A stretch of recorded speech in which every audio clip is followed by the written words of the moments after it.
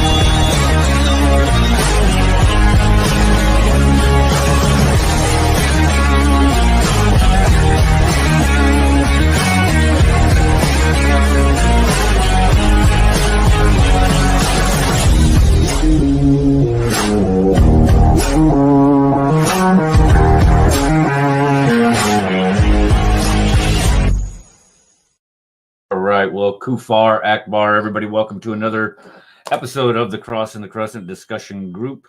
This is a YouTube streamed weekly show that is dedicated rightly to dividing the truth between Christianity and Islam. We are here every Sunday afternoon at 4 p.m. Central Standard Time, 5 p.m. Eastern Standard Time, and generally we stay here for about an hour and a half, 2 hours. Today we might be a little bit slower because you can tell by the way I sound, I do not feel well. I even did not go to church this morning, which is very unusual. I usually am in church 50 out of the 52 weeks of the year, and the other times it's because we're traveling or we're doing something where we can't get to church. And when we are traveling, we do go to churches. I've gone to Catholic services. We've gone to Methodist services. What else we got? We go to, of course, Lutheran services and general Protestant. And anyway, we generally go. Every time you sound like crap. Oh, thanks. Appreciate that. Yeah, I do. That's how I feel too. That's I've been in the recliner all day. And here's what happened. I'm going to tell you exactly what happened. Yesterday, my wife and my grandson and I went down to the Titan Stadium and ran a 5K. I have not run a 5K in probably 3 or 4 years because of the back and knee problem, ankle problem, that I've been having. And I think it might be just a combination of being really stiff from yesterday, breathing that deeply for that long of a period. I don't know, but it's absolutely... Well, that's the thing. I was going to take up running, but then I read the Bible, and it said the wicked flee when no one is chasing them, and the righteous stand still. You sound like a Muslim, taking it out of context, trying to make your own application for your own gratification. Stop it. You sound like a but I think what really happened is you were exposed to biological weapons again. That time of year. Yeah, well, the kids, and this is the thing. At the beginning of every school year, I always get sick. They always bring in these new sicknesses and diseases, and you just have to get through it. That's all. Okay. Hey, we could defeat the Russians. Ukraine just parachute in a few thousand first and second graders. Take them all out. Yeah, that'd be. What'd you say? What was that? The second graders? What? First or second graders, biological warfare, just send them right in. Yeah, well, that's exactly what they do. They bring in every germ that you could possibly imagine ever existing, and you have to develop that. I know the first year I was teaching, I was sick from August to Thanksgiving, literally sick. And Thanksgiving, wow. I had to go to the ER because I had this upper respiratory infection, and it was just, so every time I start feeling a little bit sick, I always start on those Z-Packs, or not Z-Packs, the vitamin C stuff, just start boosting them up. But I didn't go fast enough this year, evidently. Okay. Today, we're going to be discussing once again Quranic plagiarism. We only got through just a little bit of it last week because I spent way too much time on the Sana manuscript. Now, the Sana manuscript, if you did not listen to last week's show, I would highly encourage you to go to last week's show and listen to it. And the reason why is because the Sana manuscript is the oldest manuscript, known manuscript out there. You know, you can cite the Birmingham Folio. That's just a couple verses from like things that pre-existed in Islam anyway. But the Sana manuscript, now the Sana manuscript is the important thing to understand. I'm going to go through that again. Yes, it's a palimpsest. XYZ's all over it already. It is a palimpsest, and we discussed that at length last week and why that is important. So we're going to briefly cover that again, just as a reminder. Let me see here. I have to get this up.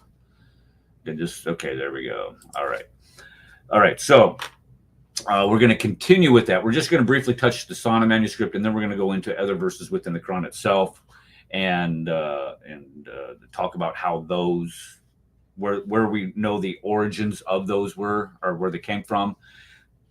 And I'm going to put verses side by side, and I'll let you decide, whether is this, did Muhammad maybe hear this story from someplace else and now he's incorporating it as divine revelation?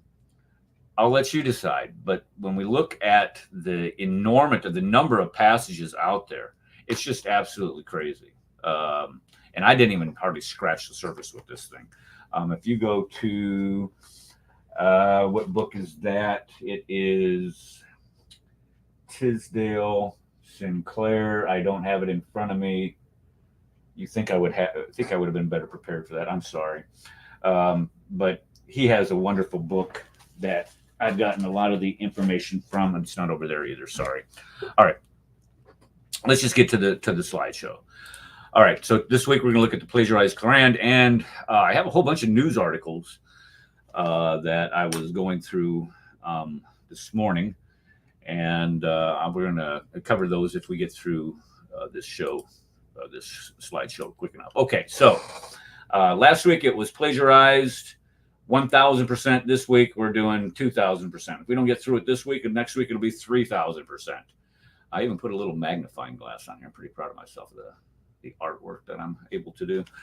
Okay, so what Muslims believe about the Quran has divine origin, and that's what we're focused on. We've talked about before. At length the three-legged stool that is Islam, which is Muhammad, the Quran, and Mecca. We've already kicked out that link for Mecca, and now we're going to discuss the Quran. Yes, thank you, our Dragon in the chat. Like, share, subscribe to the channel, folks. We went over 700 subscribers last week. I was glad to see that. So if you're new to the show, go ahead and subscribe. We're here every week. Okay, what else about the Quran? It's supposed to be inerrant, which we're going to show today. It is not.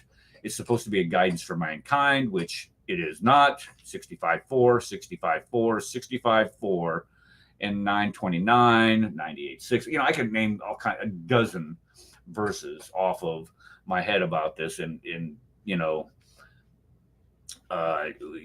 you look at it, it's not for mankind. It's only for a certain group of people who are willing to believe that Muhammad was a prophet. It's supposed to be a linguistic miracle, which it's not. It's supposed to be perfectly preserved, which it is not.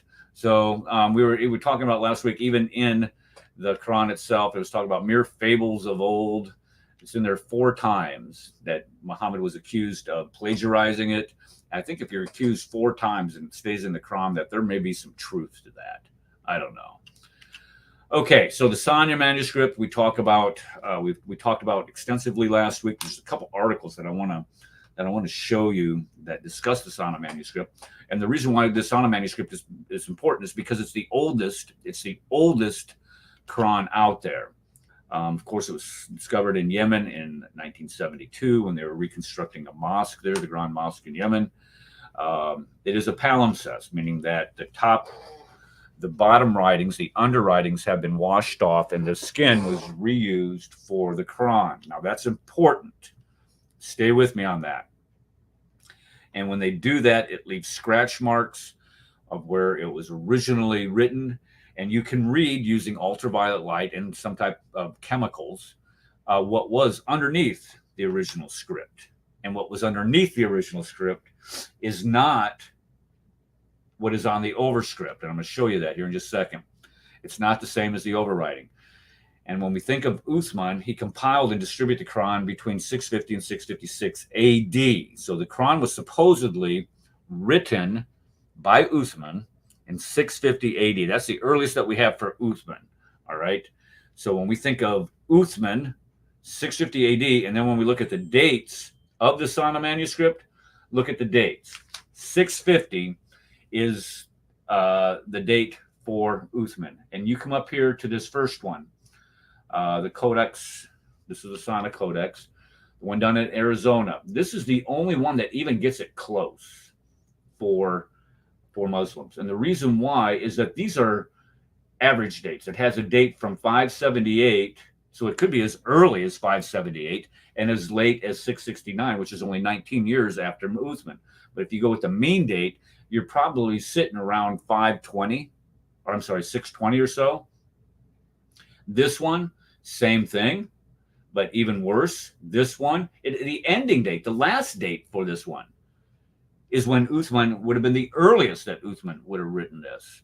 This one right here, this date right here, okay, that provides a, within that window of 650. However, when we take the mean or the average, you're backing it up into the 630s. This one, again, the end date is 650. That's when Uthman was supposed. So that'd be the latest that it could be. And this one, 595 to, again, the mean date is absolutely ridiculous. But now when you get down here, look at these dates. This is 2 centuries before Muhammad, 430. And that's the end date for that. The one that was done in Germany. That's the end date that one was done.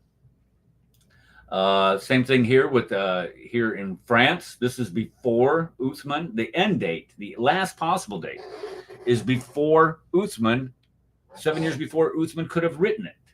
This one is, again, this is a century before Muhammad. 433, really? To 599? That's before Muhammad even was supposed to receive his first revelation. And again, a full century, 388 to 533. This is before Muhammad's even born.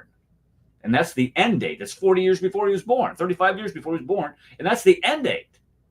And again, here, we're up against an end date that is not consistent to the standard Islamic narrative. So when we look at the palimpsest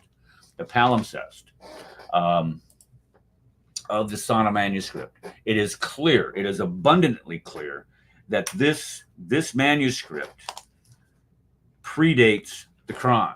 So how can you have a Quran that predates Muhammad, that predates the Quran? How is that possible? Now, I read quite a few articles this week dealing with the Sana manuscript. And exactly, Dominic, this assumes that Uthman even existed. And this is a point that I was not aware of, but we do not find any of the 4 Rashidun caliphs, Abu Bakr, Omar, Uthman, or Ali, in any literature outside of Islamic literature.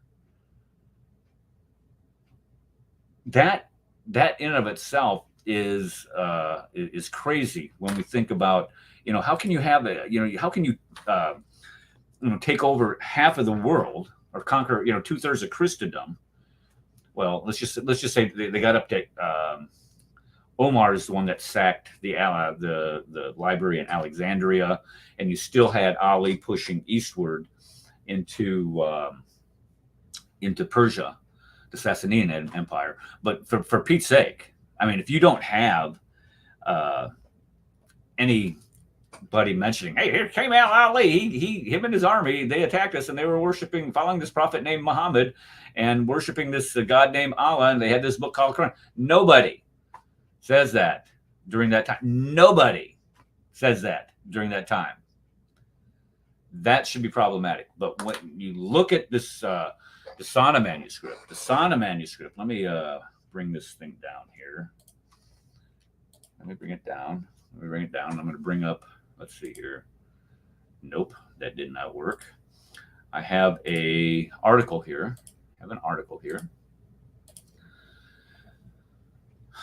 What did I do here? What is this nonsense? That's not what I wanted. There we go. Okay, this article talks about the Sana. It says here the Sana manuscript is the oldest manuscript that still exists today.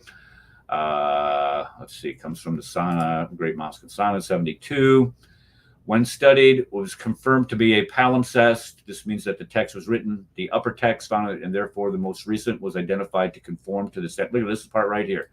The upper text conforms to the standard Quran compiled by Muhammad Uthman. The upper text. This is what extant today. The lower text, this is important. The lower text could only be read through the use of ultraviolet light, as it had been erased and overwritten. The text underneath the standard wording of the Quran was different. Was what? It's different. It was still the Quran, but the phrasing was not the same. It was different. Did we catch that? So you have the Quran, the Sana manuscript, clearly demonstrates that the Quran that we have today is not the Quran at the time of Muhammad. Or very well maybe, no, it's not. Because when we look at the Quran that we have today in the Sana manuscript, number one, it predates Muhammad. How can you have a book given by Muhammad, recited by Muhammad, that predates Muhammad? How is that possible?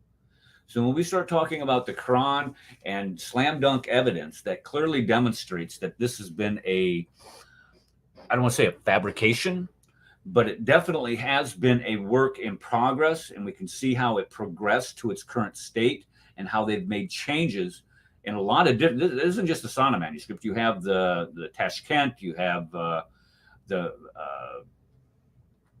was it Parametropolis or something? I can't remember the name of all of them.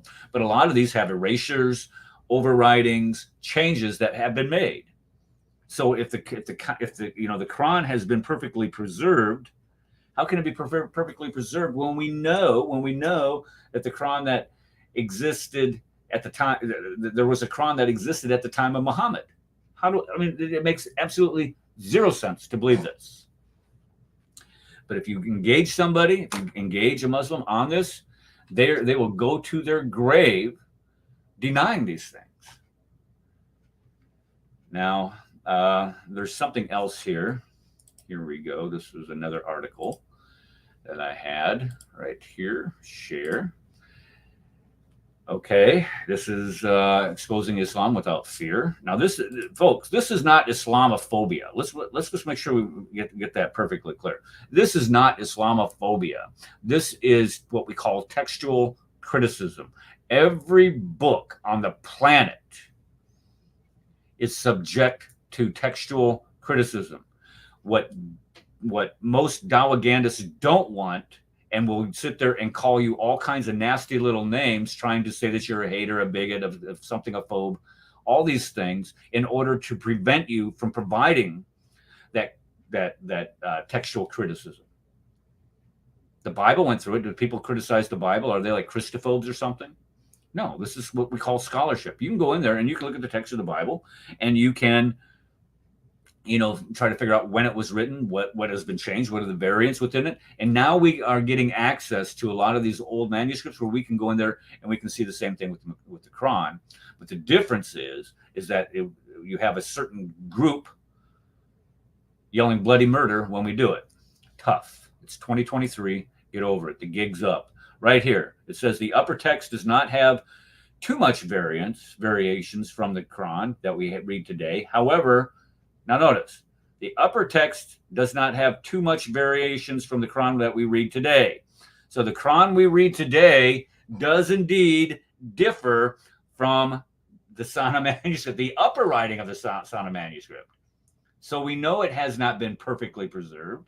And anybody that says it has been perfectly preserved is either A, ignorant of the latest research, or B, lying to you, trying to weaken your faith. And that's not going to happen here.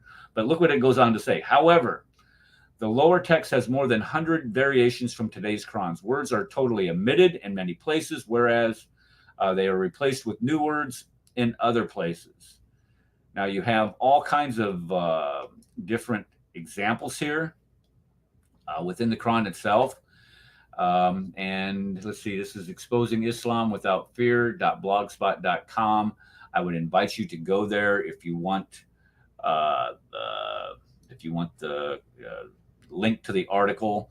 Email me and I'll send you a link to the article. But the bottom line is that the gig's up for this perfect preservation of the Quran.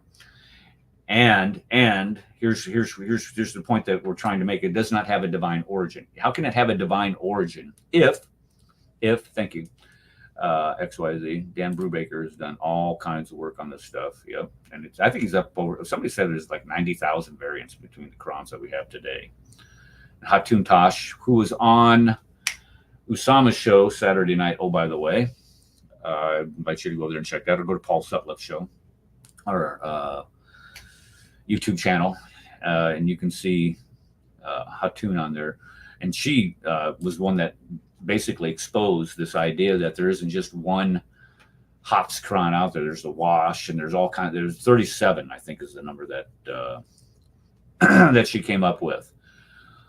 Okay, let's go ahead and get back to the slideshow. So when we start looking at the different, let me put this over here, put this right here, laser pointer, there we go. When we look at verses within the Quran, we can see that Muhammad got these revelations, not from an angel, Gabriel. He got them from pre-existent text that existed prior to the 7th century.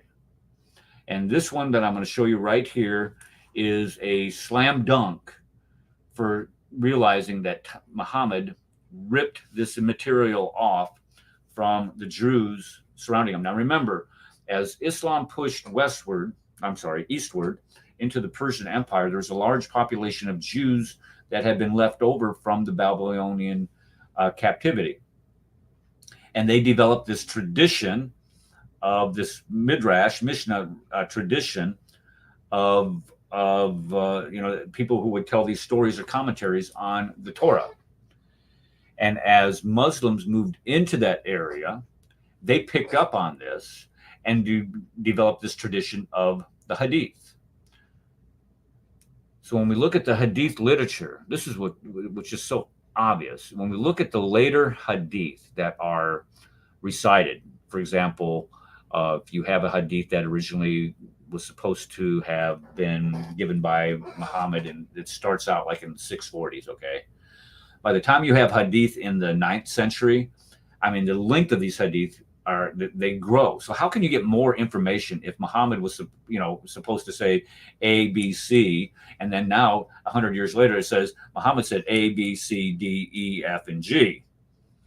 How does that happen? Well, it becomes obvious that it was embellished. This is right there. Mecca didn't exist even when Abraham. It didn't exist when Muhammad was alive. That's even the worst part about it. And we've done all kinds of work on that.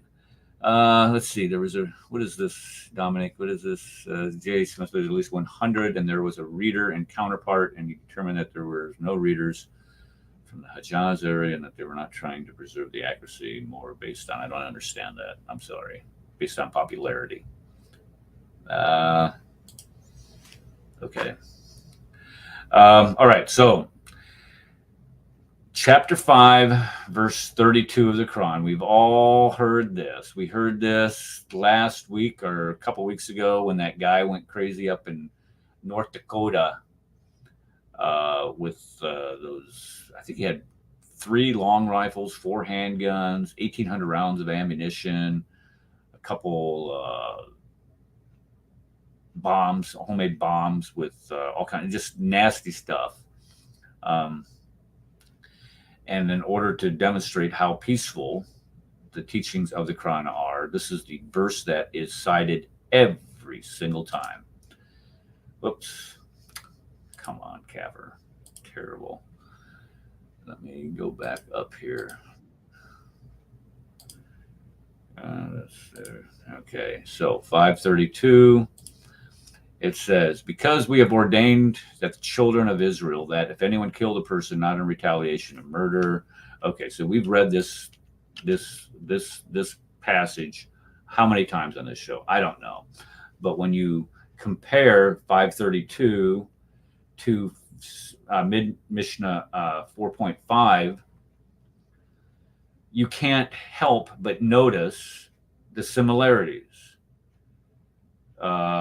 And I'm not going to go through them all. If you want to come back and watch this, I mean, if any man saves alive a single soul from Israel, if anyone saved alive, it imputes to him as though he saved alive the whole world. It would be as if he saved the life of all mankind. So, you know, the similarities between these two passages are crazy. This is, and we get this from a Jewish commentary of a legal decision. Who's up on the mic? Is that you? I am. I got something to say. Oh boy. Oh yeah. So in case you guys haven't been paying attention, which we have been, because we're in the show, we do this for an actual living. We get paid by the Jews to do this. But I got my Brad. I just want to tell you that I got my bucket of cash yesterday. They brought it to the house, but we weren't here, so they had to leave it on the front porch. Yeah. So okay, all right. But yeah, I wish I could get that bucket of cash. Well, I'm going to have to pay taxes. I have to pay taxes on it because look, I'm not Hunter. I have to pay taxes. I have to. Last name's not Biden, huh? No. All right. But no. So there are some hadiths out there, or maybe it's in one of the Sirat. Like what's that guy's name? Ibn Ishaq or whatever his name is, where they're discussing about how the Jews are actually selling Muhammad their Talmud, their Mishnah, okay, and they're like selling him stuff that's like totally incorrect, and he's quoting it as scripture, and they're laughing themselves silly at it because like if he was a prophet, he would know that this is what we're selling this crap here. But anyway, so very clearly early on you have.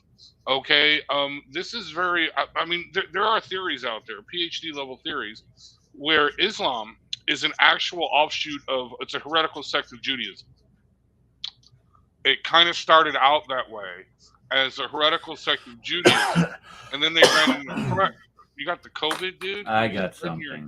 Yeah. I got the correct. Anyway. But they're spreading out the, well, it kind of became like a universal thing where they try to unite Christians in there together, sort of thing. But either way, what you definitely have here is Muhammad borrowing from Jewish sources, which, according to the Hadith and other Islamic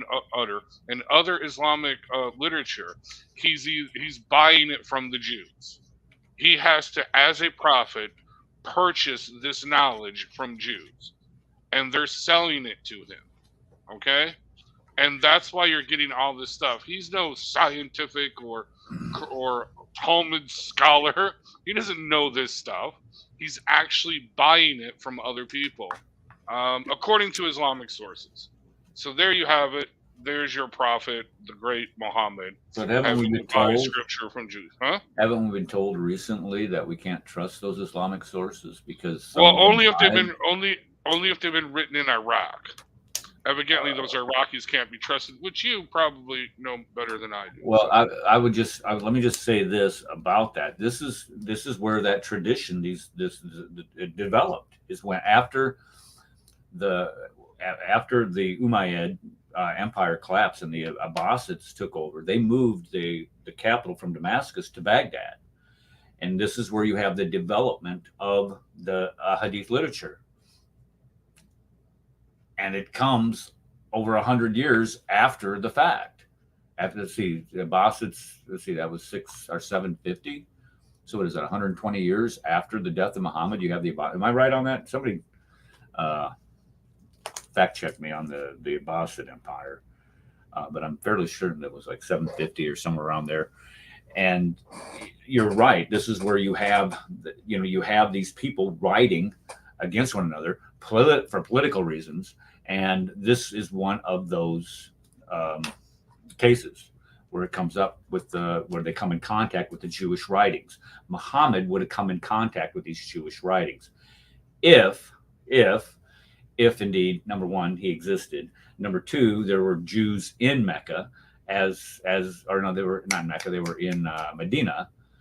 The was it Bana Quraiza, the Bana Kanuka, and the Bana Nadir? Bada Zam. Bada Bing, yeah. All of them. And you're yes. Right, it's 750. Is it 750? Okay. Mm-hmm. Connie's here. Yeah, I know. Isn't it amazing? Connie's she took the summer off. They went to. I saw pictures of her going to Florida and having, what was that thing? The dolphins were chasing your boat, or what was that? Yeah, it's a dolphin rider that you ride. You end up going into the Gulf of Mexico, and that's when they start chasing the boat. Yeah, it's a 2-hour drive. It was a blast. Looked like that'd be cool, seeing the dolphins. Well, I was just gonna say really quickly, it's too bad Muhammad didn't have all those Jews killed, because maybe he would have learned something about Judaism. I'm just saying. Which Jews is that? If he existed. Well, the Bani something or other. Oh, well, he did. Beni Israel. Khyber or whatever, yeah. Right, the Bana Kanuka, he had exiled. The Bana Karai, not the Bana Quraiza, the Bana Nadir. He banished and took everything. And then the Bana Quraiza, he did slaughter all the men, anybody had pubic hair, you died. So he did slaughter them. He got rid of all the Jews in Medina with it. Was it 3 years? I think it is 3 or 4 years. Yeah. And see, this is another thing. Let this be a lesson to you all who are like, oh, we're sanctuary cities, we're open borders and stuff like that. Time and time again, history has shown you be friendly to foreigners, strangers in a strange land, you invite them in, and what happens? Same thing happens with the Native American when they were really nice to us Europeans when they took us into Mayflower. And the same thing happened. They took, the Medinans, they took in Muhammad. In 3 years, he pretty much had them butchered all. Yeah. You see what I'm saying? There's a definite pattern to this. I'm just saying, I'm not saying that those south of the border are invading us to kill us all. But I am saying there's a definite pattern. Just saying. And that is all I'm going to say. Dominic posted this in chat. Wasn't Judaism started by Ezra, according to the Quran? The Quran said, this is what it says in chapter 9, verse 30. Right, this is right after 29, 9:29. Fight those who do not believe in Allah in the last day. Okay. It says, and the Jews said, Uzair, which is supposed to be Ezra, is the son of Allah. And then Asara, which is kind of a nasty term for the Christians, said, the Christ is the son of Allah. This is their saying with their mouths. They repeat the sayings of those who became infidels before. Allah engages in war with them, and how perverted they are. This is where you have the claim, according to Muhammad, that the Jews consider Uzair or Ezra or worship Ezra the same as Christians worship Christ as the Son of God. Nowhere, let me make sure we understand this, there is no Jewish group out there that has ever considered Ezra as the Son of God and worshipped him. But yet it's in the Quran. So, it's absolutely absurd to think that this has some type of divine origin.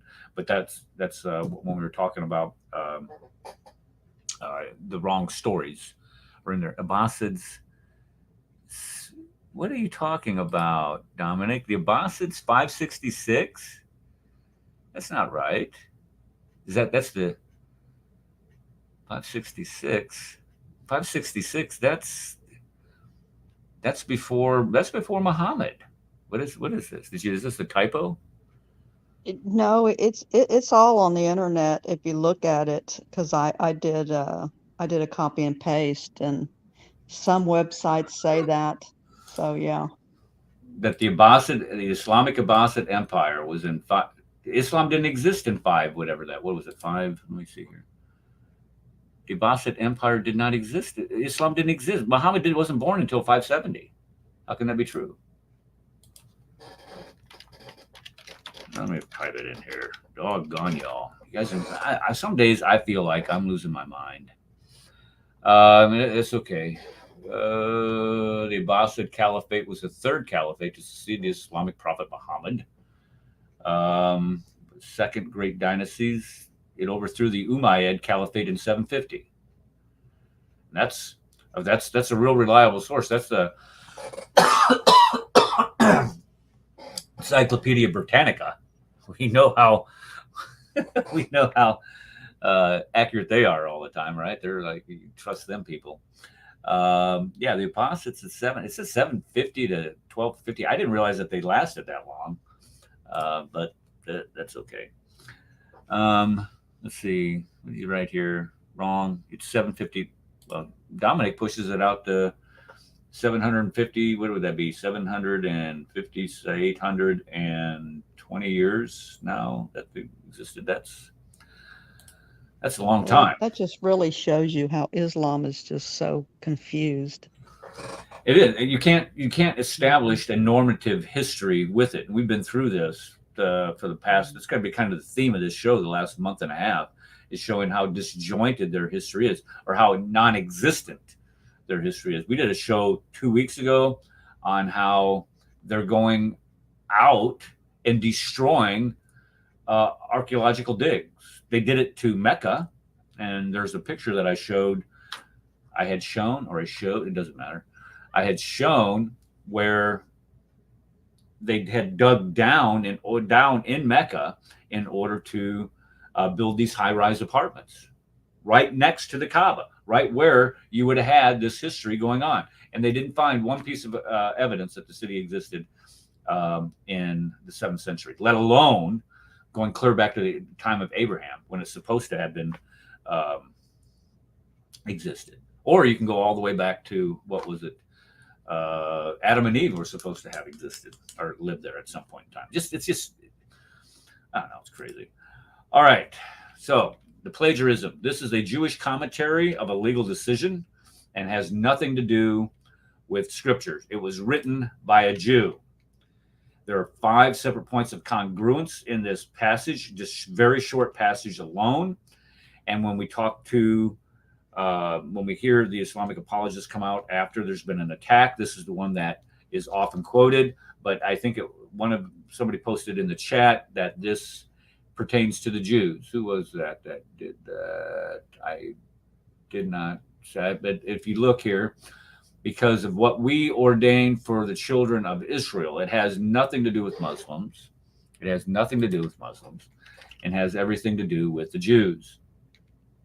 And it's borrowed. We know this is borrowed. But look what follows in 533. Look what follows. Let's see. Indeed, the penalty for those who wage war against Allah and his messenger and strive upon the earth to cause corruption is none but that they be killed or crucified, and that their hands and feet be cut off from opposite sides, and that they be exiled from the land.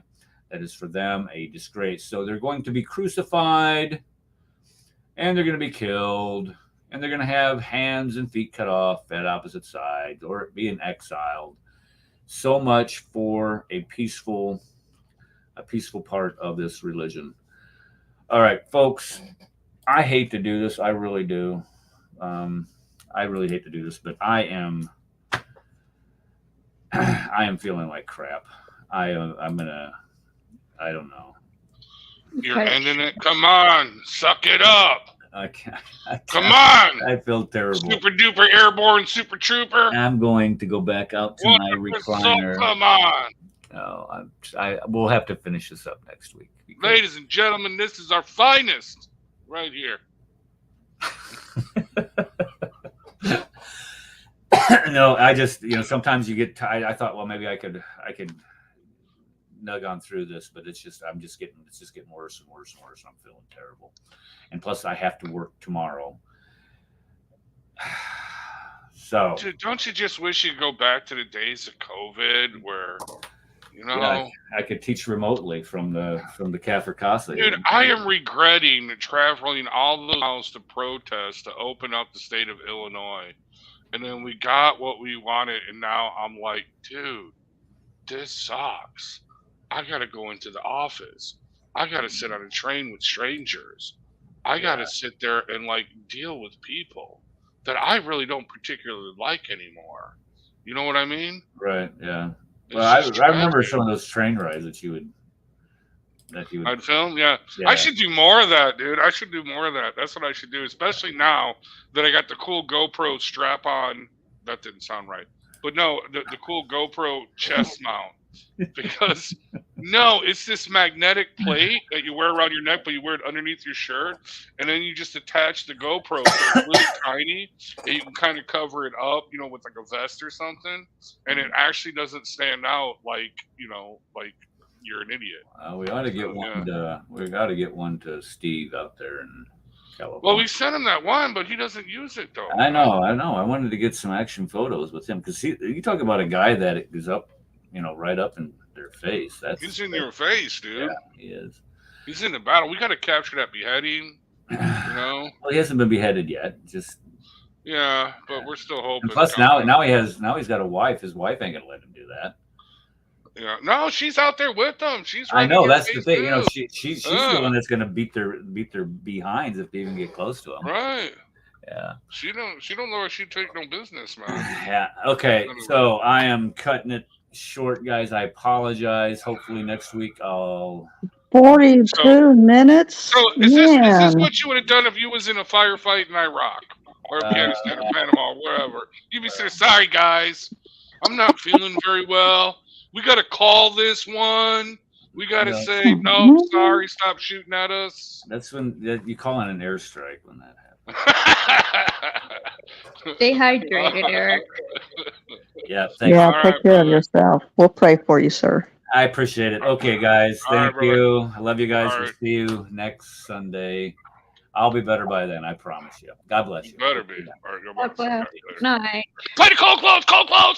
Oh, I almost did it. Advanced student and specialist. That the standard narrative has holes. That's what